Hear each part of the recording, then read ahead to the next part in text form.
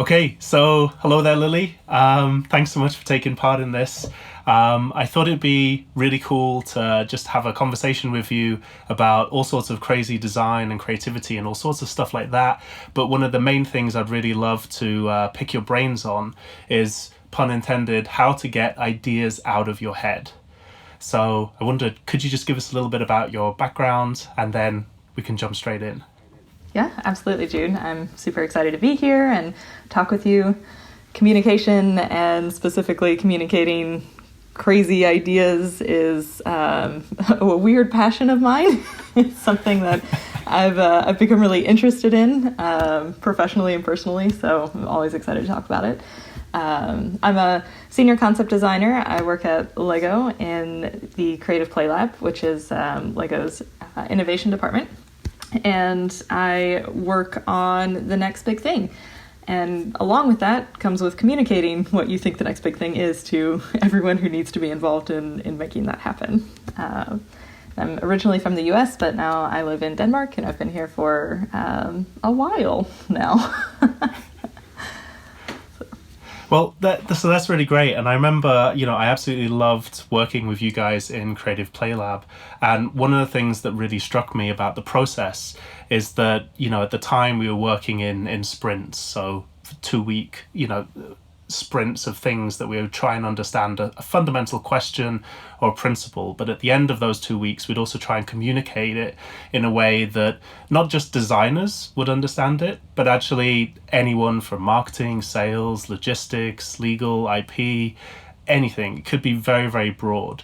So I was wondering, could you sort of break down a little bit, like, obviously some of the things were kind of very self-evident because you saw a model and people were like, I get it, I love it, I hate it, that give critique.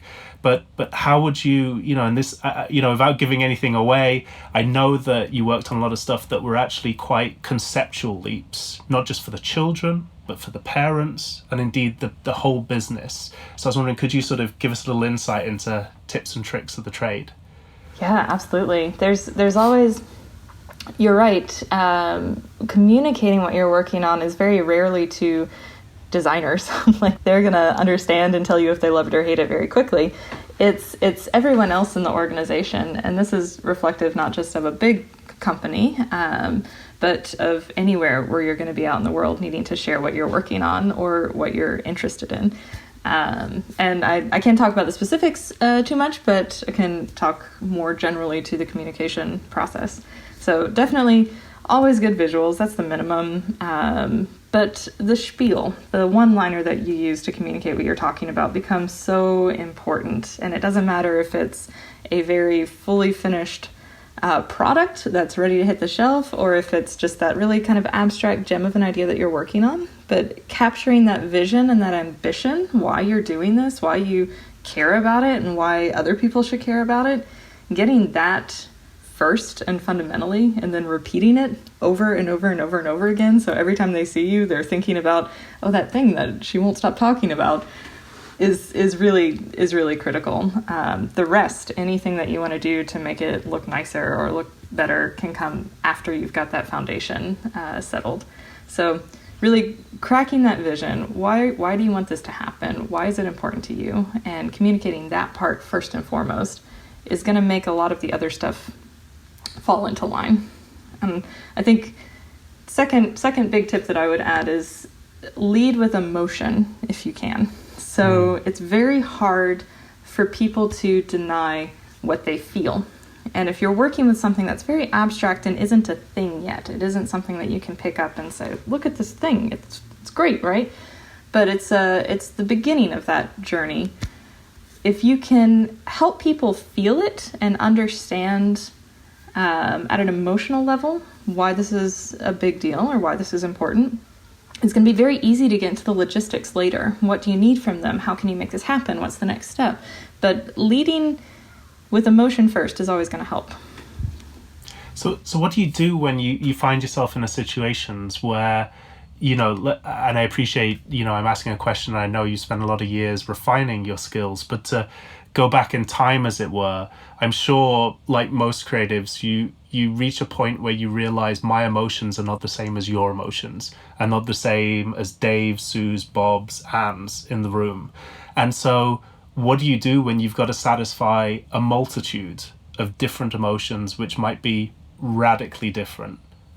Oh, that's such a good question, and that brings up such a good point. Your target audience that you're communicating to is critical, and before you even book that meeting or book that opportunity or even booking for a coffee chat, you need to know who's going to be there. You need to know what they're interested in, what they are passionate about, and what they're thinking about first. And at minimum, they might be completely opposite of what you're passionate about and what you're trying to achieve. But even knowing that is going to just bring so much transparency and clarity to that meeting and that discussion.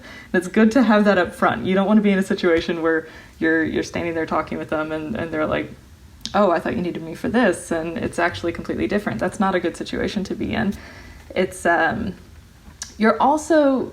you need to be aware as a presenter or communicator that you're talking to very busy people who are doing their best at any time.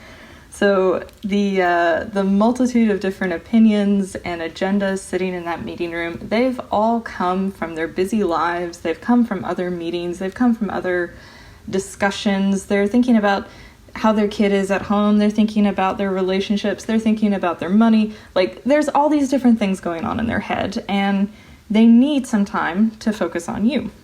And it's your job as the presenter to help them arrive, to help them get there as quickly as possible so they can be present with you. And also to make that a little bit fun, right? Like, think about if they're sitting there listening to just hundreds of PowerPoints through the week, do you want to make them sit through another one? Or is there something else you can do to help them get there and be focused and part of it with you? I think in terms of looking at their agendas and what's important to them, it's always good to see if those two align. What you care about and what you're trying to make happen, can that align with what they care about? And if there is a natural fit, go for it. Otherwise, have some really specific questions for them. So like I was talking about transparency and intentions. Don't if they're sitting there at the end saying, what do you need from me? You maybe haven't done your job as a communicator. That should have been prefaced at the beginning. You're here because I really need your input on this, or you're here because I need this money, or to make this project happen, or you're here because I really just respect you and I want to hear what you have to say about what I'm working on. So be clear about that up front, and that's going to make it a lot easier to get those goals and agendas to align later on. That's so insightful. No, I mean, and I guess sort of obvious, some of this is like caveated with just hard-won experience, right? At the end of the day, we can all read books, we can all put a 10-point plan of how it is, but sometimes it's that funny thing of just, it is the battle stories. So again, I don't necessarily want to get into anything, confidential or specific, but is there any moments where you really felt, oh gosh, I've just stepped into something and I'm going to have to pivot because I've just realized I completely set the whole thing up wrong and I gotta go the other way now? Oh, so many times. Like, everything I just said has been through that experience, has been from me leaving meetings where people are like, well, what did you want from me? Or I don't know what I'm supposed to do here. I don't understand. Or worse, when they just say nice and then leave the room and you're the nice. Okay, something went wrong there. Just so many times. I think that there's a obvious level of communication where if you're articulate and if you can make slides that look nice, like people think you're a good presenter. But if you want to really bring others onto your vision or your ambition, you want to change how people think about a really big abstract topic or something that is maybe not that important to them now, but you feel is really important and should get more attention. That's a very different form of communication. You're not gonna bring that change with one PowerPoint in 20 minutes. That's something that happens over time, and you need the patience for it. You need to kind of build up to it. So for example, I've got a project I've been working on for 2 years, and I had 2 years of making every communication mistake possible, trying to make it happen. Talking to people, not really giving clear direction, not not really having more than this idea of what it could be, but really struggling to bring that to life. And I guess about 6 months ago, I reapproached that project.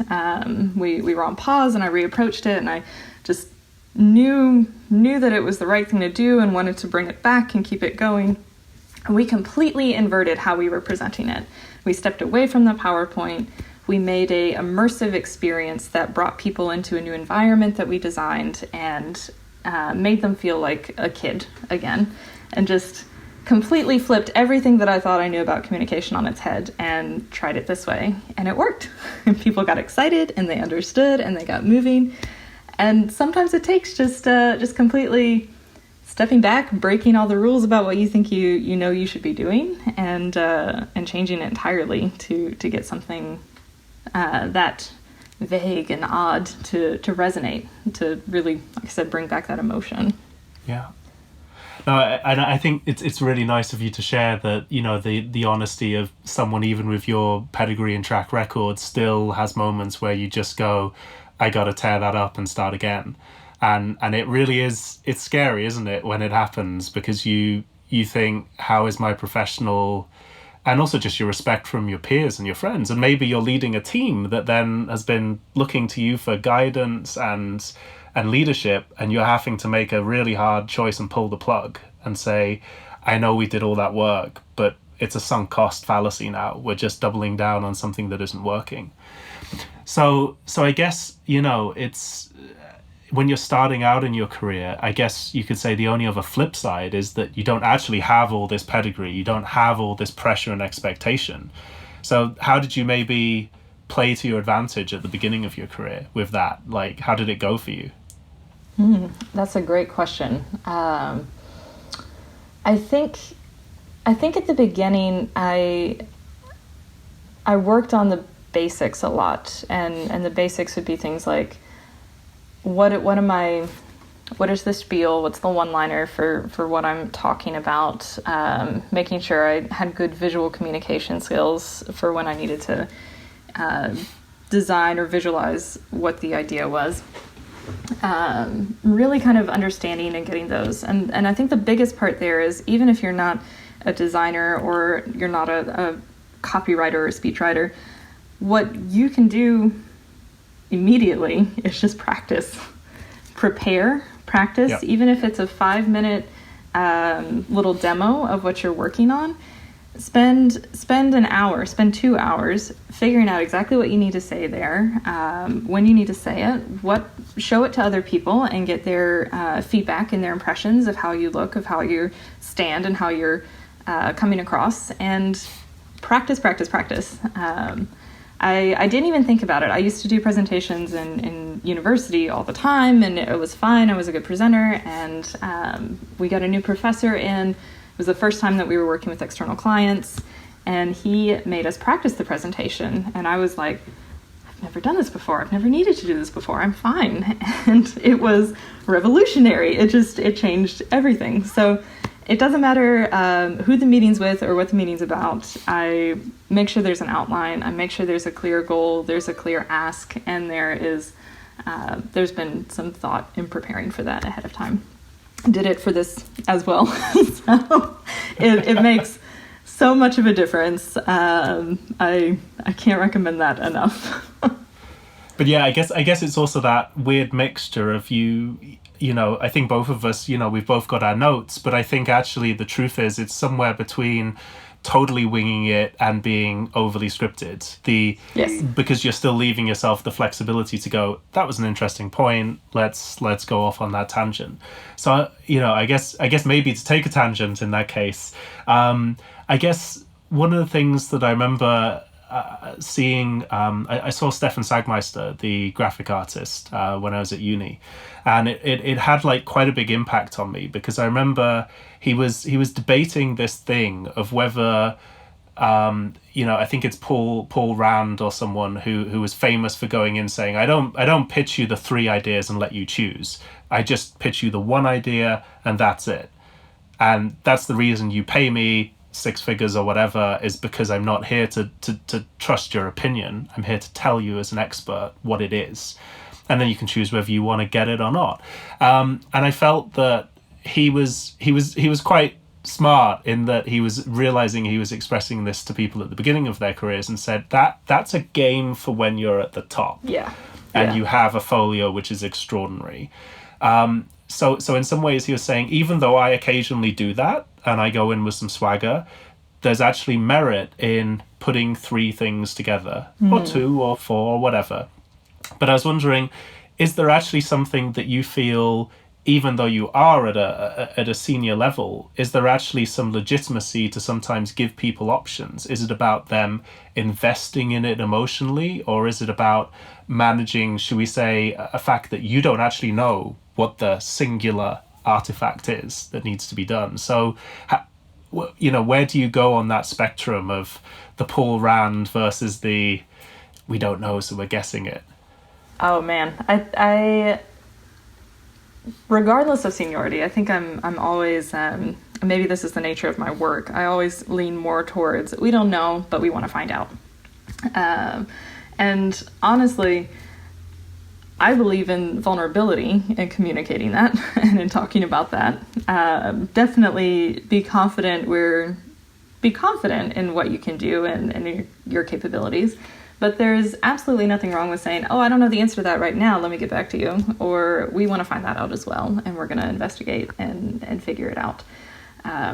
So I don't know if when I reach the Rand levels, if I will even like that at that point. Partly because I believe with my work that if you are so sure of what you're doing that that you're potentially missing something, you're doing it wrong. I like to be surprised. I like to learn new things, and if I'm constantly just ending up with confirmation bias in my research or in what I'm working on, then maybe I'm not pushing myself hard enough. Actually, I have a story about Stefan Sagmeister in relation to communication that we should get back to. No, go ahead. Go for it. Oh, so he came to my university in my senior year and did a talk there, and they arranged for my background is in advertising and graphic design, and they arranged for the senior students to have a one-on-one meeting with him, and the teachers kind of picked some of the best ones. So I was in the honors program. I graduated with a 4.0, was top of the class, but so was very unsure about how to communicate who I was and what I was good at. I was confident, but I didn't want to say it, right? So we're meeting, and he's looking at my portfolio, and he is kind of looking at it. I'm talking a little bit about what I thought I wanted to do at the time, and he says, you're one of the best, right? That's why you're here. And I was just speechless. I was like, I don't know. I don't know. And he was just like, oh, okay. And next. And I'm sure he's completely forgotten me. And it's understandable because I didn't know how to talk about myself. I didn't know how to say what I was good at. I didn't know how to present my work in a way that was assured. Just completely missed a chance to communicate who I was and what I was doing to a really fantastic designer. My teachers were so upset with me afterwards. But that was a fundamental learning moment and a really amazing one to have at that point in the beginning. And if you're just starting out, as I was at that time, it's gonna happen. It's gonna feel awful, and just take it sooner rather than later. I'm listening, having sort of flashbacks to a very similar thing where I had met this person who was my idol. And I won't name names, even though I have nothing but respect for them, but I just wouldn't want to make them feel awkward. But basically I sent them, they ran a really, really sort of revolutionary medical device, and my final year project was in a medical device. And so I sent him this folio, and I kid you not, it was about 10 pages of with like 4 different projects. So like almost 40 pages in a PDF. And I had a DVD of videos. and one of them, I remember looking back and cringing, was even a sort of like weird mix of me and some other design students doing this crazy thing in Norway. And I kind of think, God, what was I thinking? This was like, it was almost like as bad as getting like the equivalent of like my design holiday snaps out. And obviously he didn't look at it all. He just sort of almost like had taken one look, probably at the size of the file and just been like, whoa. And he said, look, I gotta tell you, like, I can see you're enthusiastic. I can see you're passionate, but you have to learn to edit. You have to learn to pick what are not just the best bits, but also the most interesting bits. And I said, what do you mean about the most interesting bits?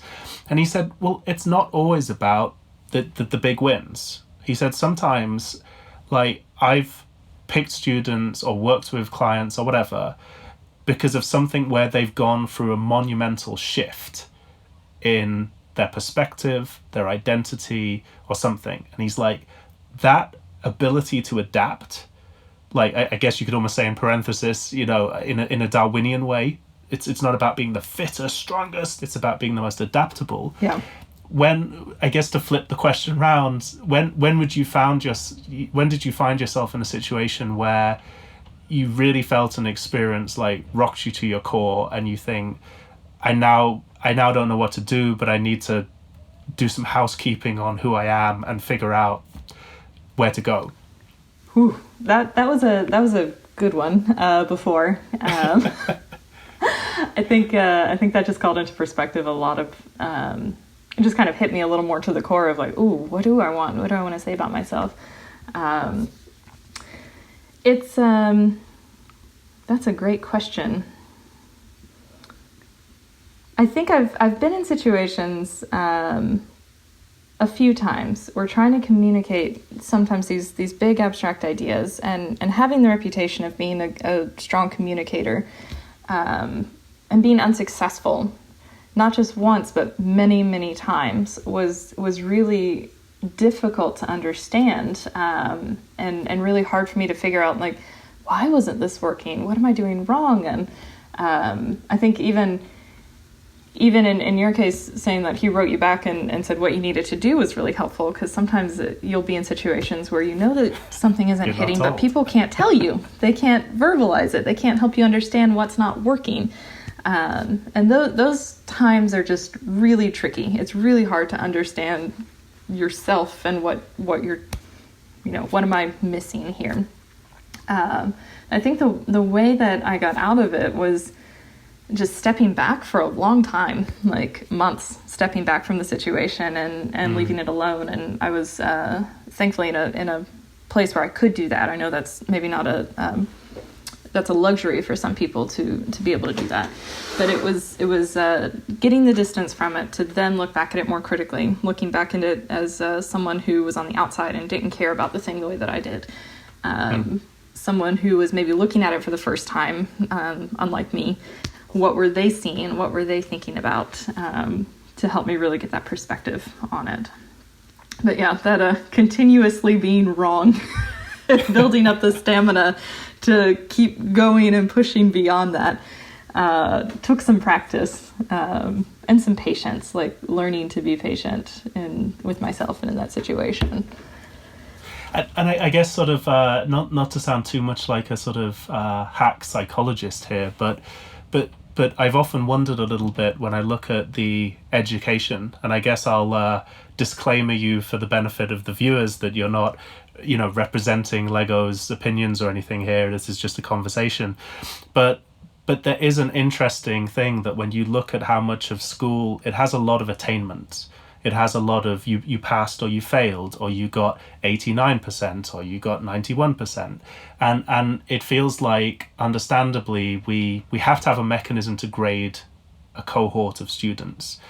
But after a certain point, you realize you actually have to grade your own work, and you set your own bars and you set your own criteria. And it's incredibly important to be able to work in a professional setting. Of course it is. But there's an interesting point where you also realize you need to sometimes stand for something and take a few of the fights. Because as we know, anyone who we ever worked with at Lego, or indeed any other company, you notice an interesting trait of the leaders and the visionaries. They're of course incredibly diplomatic, very sophisticated, very humble, but they also know when they draw a line on, and to get back to your earlier point to Stefan Sagmeister's, they have a strong sense of what they do and what they don't stand for. And so I wondered, could you reflect a little on, where is it you find the resolve to say, I'm willing to fight for this, and maybe lose a little bit of the, should we say, political or comfortable grounding sometimes in the process? Quite a bit. I think the project I talked about before, working on it for about 2 years, consistently at different speeds, but consistently, I think that goes back to how much you really care about the thing that you're fighting for. I've definitely had some battles where I just didn't have the energy, and I've had others where I'm like, that's a shame. Work in innovation, you've got about a 25% success rate, so you kind of get used to things not happening in any form. But the ones that you really do care about, you just have to keep getting back up. And I think pair that, multiple things here. You have to really care about it. You have to believe that it's going to do some good. It's going to be amazing when it happens, and the results are going to outweigh the struggle of making it get there. You have to surround yourself with people who also care about that and can help you stand up if you're just like, no, I can't, I'm tired, I've been doing this forever, no one's listening. You need those people to look at you and say, well, they're not listening because you messed this up and you should try this again, and keep going because it's worth it. You don't need a lot, but you need enough to help each other out.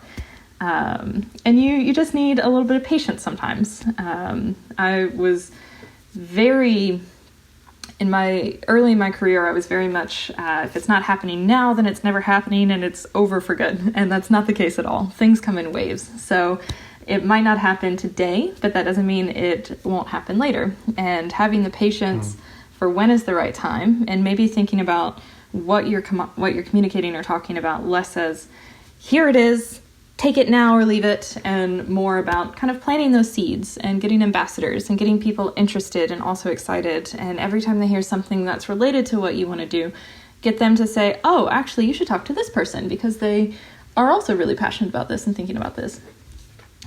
Very different forms of communication, but both are important. So patience, resilience, and keep that ambition alive. Yeah. No, I mean, I feel, it resonates a lot of what I'm thinking of with a lot of my experience. I guess one of the things maybe I think you definitely do better than I do is I learned a phrase called beating the bounds. I don't know whether you've heard of this. I have not. So basically, apparently it was this in the days before fences and various other means of mapping out a plot of land on a parish for a church. Basically, the senior parishioners would basically take the younger trainees, whatever they were called, round the boundaries. But of course, there was no landmarks necessarily. So they, and it doesn't sound a very nice thing, but they would quite literally beat the boy with a stick. So that they would remember key locations, maybe because there was a tree or the way the light was falling. And they would keep doing this till they understood the boundaries. Wow. And so it's called beating the bounds. And the reason this reference was sort of made was that, you don't want to beat the bounds with someone because it's an emotional memory of something that was admittedly a legitimate point, but it was a very unpleasant association. So I think one of the certainly mistakes I made, and probably continue to make if I'm getting very emotive about a project, is sometimes you take the first no or criticism and you continue to beat it home, why it's the best idea in the world, and you try it from 100 different angles to get them to see your perspective, when actually what you should have done is back away, be a little bit gracious, be a little bit more humble. And also, I think I realized looking at the way you've worked, and I've been in some of those meetings and seen you do it better than I do. So it's really always been impressive.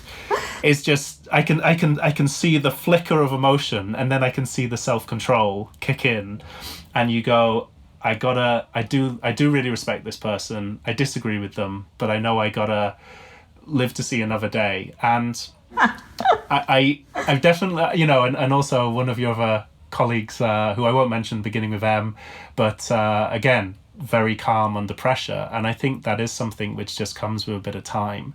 And I guess sort of one of the questions I sort of also wanted to just ask you was a little bit of just that thing of, you talked about connecting emotions. I guess, and this is not asking a question that, like a lot of interviews where I know the answer to. If you've got the beating the bounds, which is unpleasant, and you've got the positive emotion, which makes everyone feel great, is there sometimes I'm struggling for the words here, the equivalent of like the sweet and sour, the contradictory emotional thing, where you go, I feel simultaneously repulsed but compelled? Have you ever concocted a mix where you go, I know I'm unsettling people on a fundamental level, but I'm reeling them in as well? Oh yeah. And I think that's like you said, the sweet and sour. There's flip sides to the emotion. So sometimes what you're talking about, you need to help people feel sad or feel upset or maybe even a little bit angry about what you're talking about. So when you move on to the solution, it's really concrete, and it's creating an emotional journey through your presentation or through your communication. So think about where are the highs and where are the lows, and don't be afraid to embrace those lows, because it's going to make the highs feel so much better when you come back to them. So I think it's perfectly fine to kind of mix those in. You don't want to sensationalize. You don't want to be in a situation where it's like I always think about that commercial with adopting pets, and they show them just so sad and tragic, and there's no up at the end of that, and you just walk away feeling depressed, not like you actually want to go and adopt one of those pets, but just completely depressed about the situation. So you want to make sure that you've got it's okay to have some lows, but also to have some highs. This is also where knowing your audience is really important. So if you're talking about something that you know might be a little bit controversial, or some people are going to rally behind, that will also frame how you're talking about it. If it's something that they've heard only the negative side about, flip it. If they already know it's a problem, but no one is moving towards a solution, and you think you've got the solution, flip that conversation. Don't bring them the problem again and expect them to feel good and ready to go. They're just going to shut down and say, I've heard this a million times. Why is this different?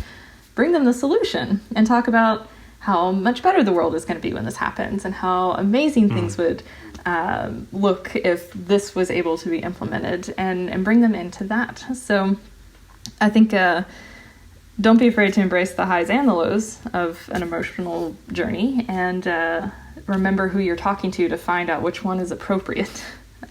Definitely.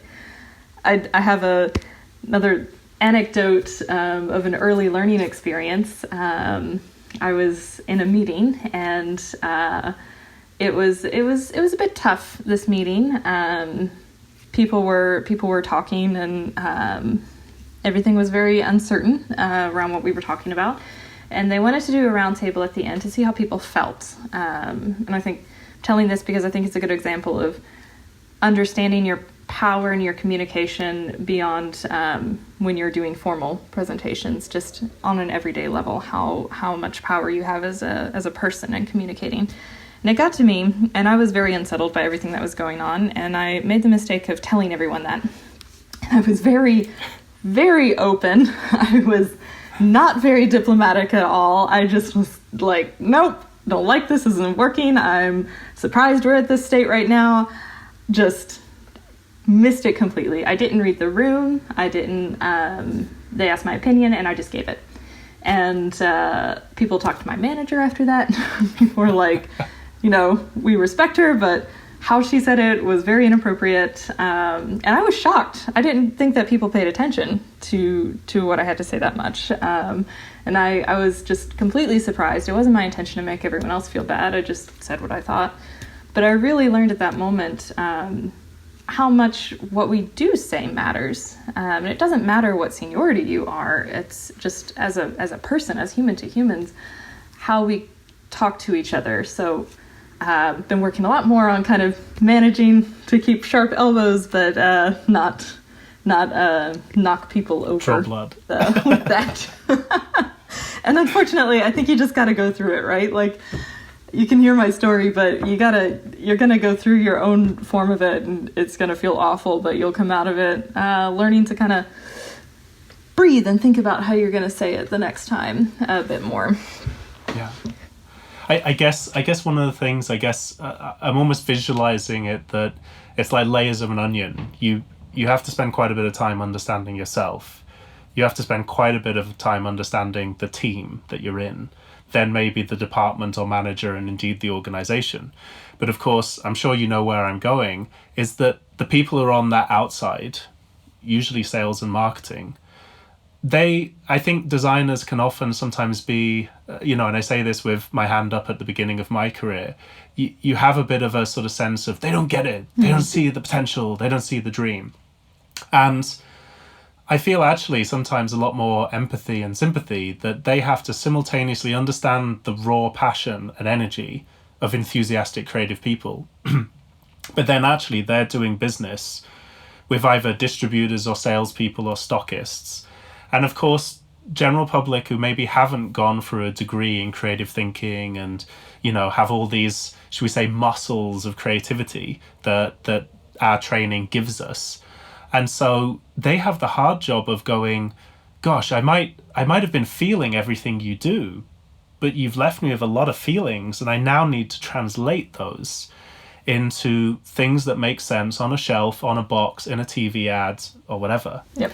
And so I wonder how, just to maybe sort of bring things back to a sort of tangible level, are there any things where you feel those have been really good sort of toolboxes or tricks or mechanisms that you've helped people understand the essence of your idea, but allow them to do it in their way?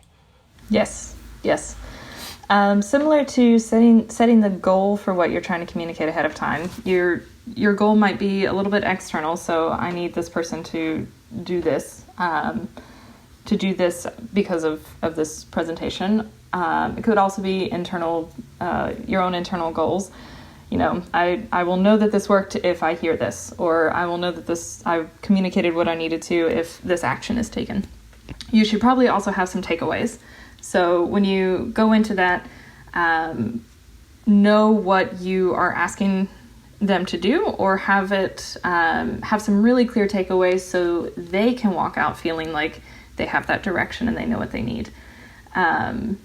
Typically, rule of thumb is people can remember maybe 3 things from your presentation. Mm-hmm. I think that's pushing it. So aim for 1 really strong one and 2 nice supporting ones, but count on them remembering pretty much just 1 thing from it. So be really clear on what that 1 thing is and what you are asking them to remember and to take with them.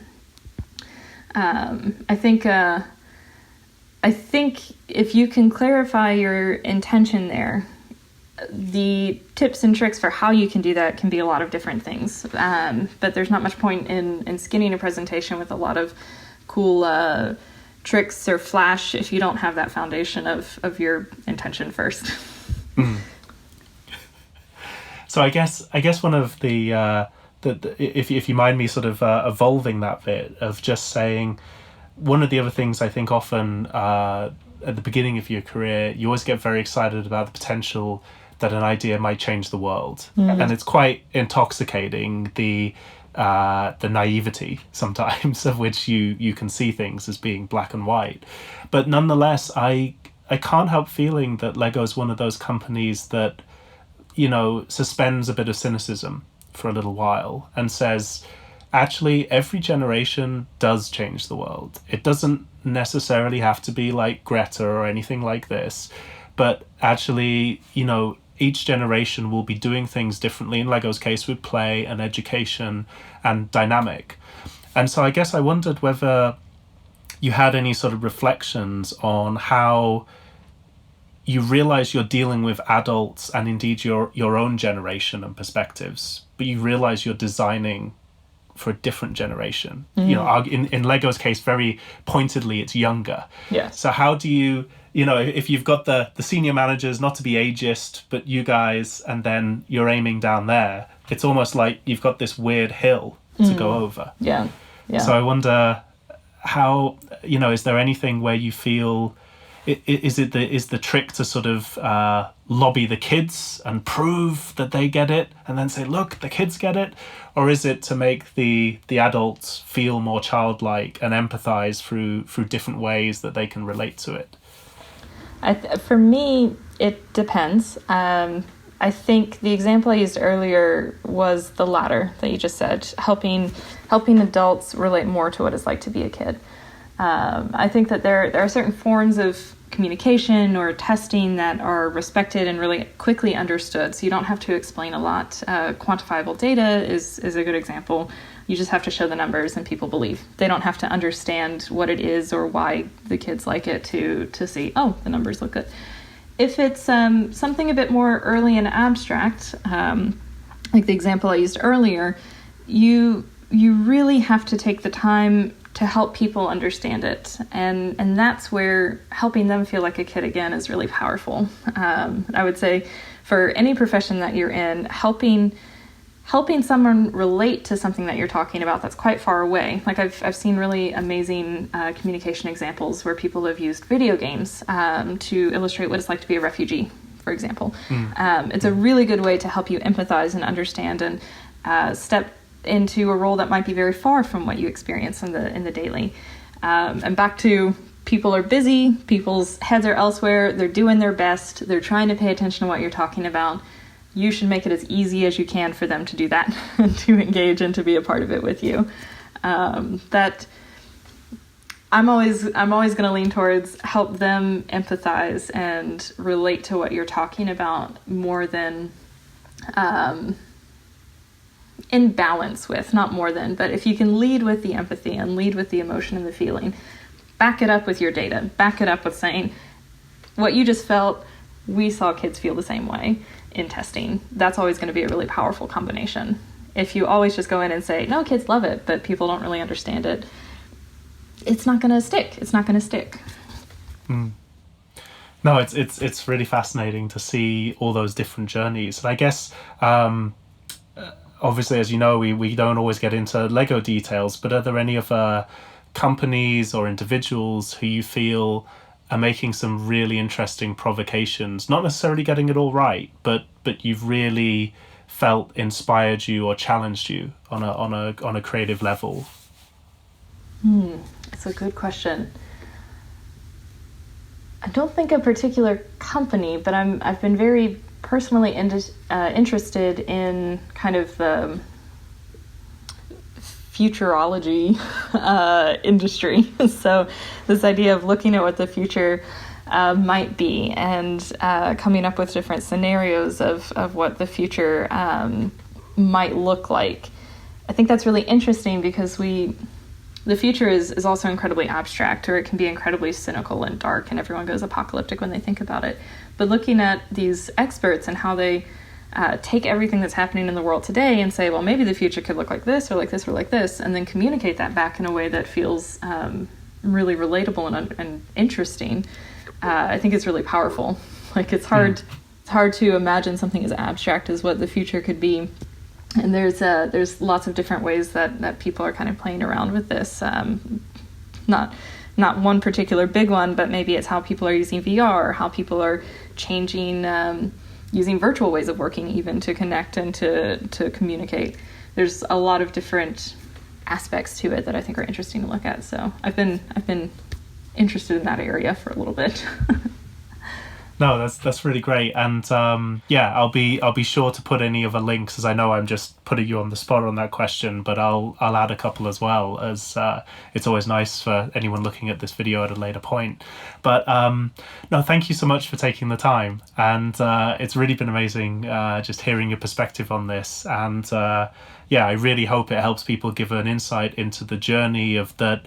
In many ways, it's tempting to say that there's just three things you got to remember to get ideas out of your head, but often it really is about building those relationships, not just with your team, your seniors, but also the entire market and community that you're trying to engage with. So I think you gave some really interesting stories and great advice on that one. So thank you so much. No problem. Happy to be here, Jude. Thank All right. you. Thanks again.